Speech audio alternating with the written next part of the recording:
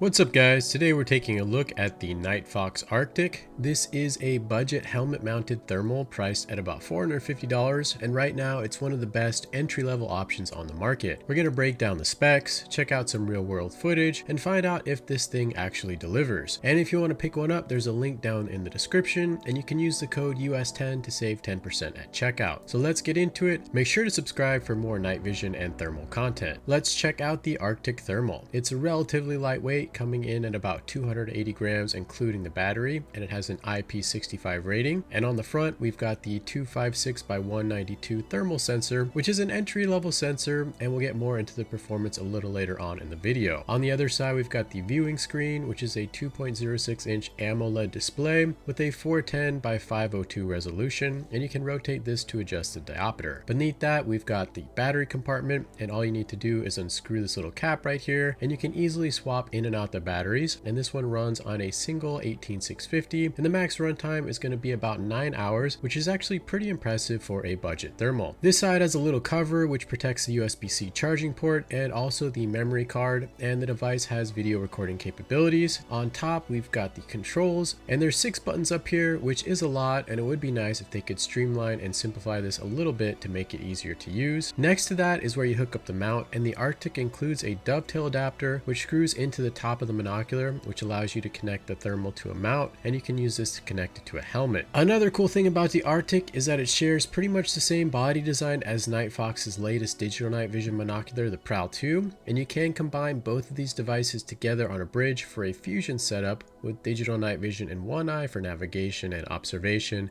and thermal in the other for detection, and your brain can combine both images together in real time. Together, these provide one of the most affordable thermal fusion setups on the market, and if you're interested, there's also a full video discussing that setup on the channel, and I'll leave a link to that down below in the description. We're going to check out some footage recorded on the Arctic and dive deeper into the specs and performance. The Arctic also comes with a 32GB SD card, which is a decent size and will allow you to record plenty of hours of video footage. So again, we're dealing with the 256 by 192 sensor, and it's running at 50 frames per second. The field of view is 23.8 degrees horizontal and 17.4 degrees vertical, so the combined would be approximately 29.4 degrees, and a standard analog night vision device like a PVS-14 is about 40 degrees, but overall it's pretty wide and good for a helmet mounted thermal. There are a handful of different color palettes you can choose from, including a tint mode, which is primarily black and white with little red hotspots, a rainbow mode, which makes it more easy to distinguish objects that are closer in temperature,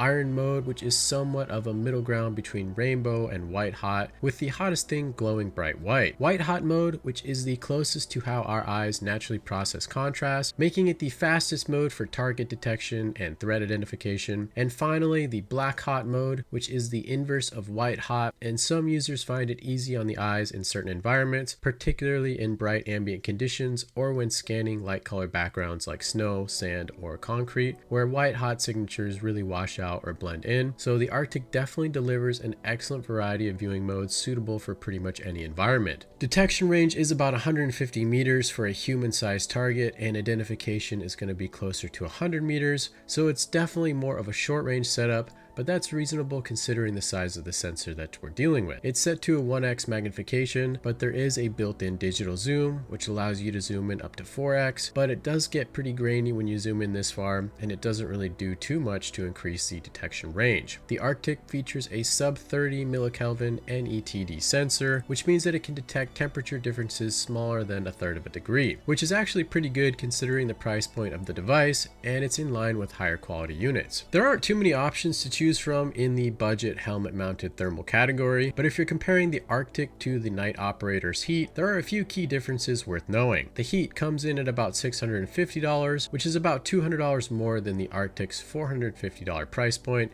and for that you're getting a slightly better sensor, a 296 by 192 resolution with a 25 millikelvin NETD, and a much wider 45 degree field of view compared to the Arctic's 29.4 degrees, so you do get a noticeable upgrade in and situational awareness. The Arctic counters with a 9-hour battery life, video recording, and a lighter 280-degree form factor. Both run on an 18650 and both bridge with a compatible night vision monocular for a fusion setup. The Heat and Viper bridge kit comes in at about $750, while the Arctic paired with the Prowl 2 is going to run you right around the same price or less depending on which bundle that you go with. So at similar fusion kit pricing, the Arctic is the more budget-friendly entry point, but if the wider field of view and slightly better NETD are priorities for you, the Heat might be worth the extra cost on the thermal side alone. Drop a comment down below and let me know if you want to see us do a video comparing these two thermal fusion setups side by side. Overall, the Arctic is a solid budget helmet mounted thermal. You've got a sub 30 millikelvin sensor, 9 hours of runtime, video recording, and it pairs up with the Prowl 2 for one of the most affordable fusion setups out there. The 256x192 sensor does limit your detection range, but at this price point, that's expected. If you're looking to get into helmet mounted thermals without spending a ton,